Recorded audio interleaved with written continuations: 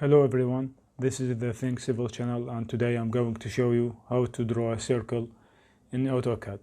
And before that, I hope you will like the video and subscribe to my channel, because this will help me a lot with the YouTube algorithm. So let us see how this works. From the AutoCAD ribbon and Home tab, click on Circle. A list of 6 options appear to you. Each option is related to a specific case that is suitable for a work you need. Let us see the first option, which is Set Center and Radius. Click on it. Pick this point as the center. And from this little text box, it said specify radius of a circle. I will choose a magnitude equal to 3. And I will press enter. As you see, it is drawn.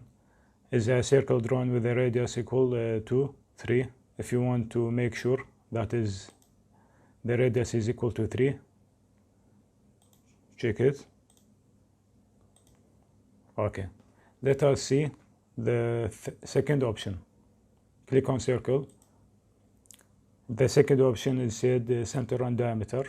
Click on it. Pick this point as the center, and from this little text box, it said specify diameter of a circle. I will choose a magnitude equal to 6. Then press enter. As you see, a circle is drawn with a diameter equal to 6. Check it if you want.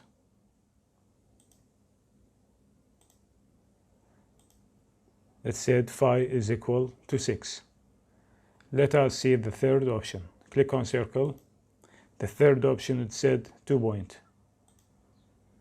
So I will pick this the first point and this the second point. And as you see, a circle drawn from 2 points. And this is all I have for this video, and I will complete the 3 other options in the second video. And thanks for watching, and have a nice day.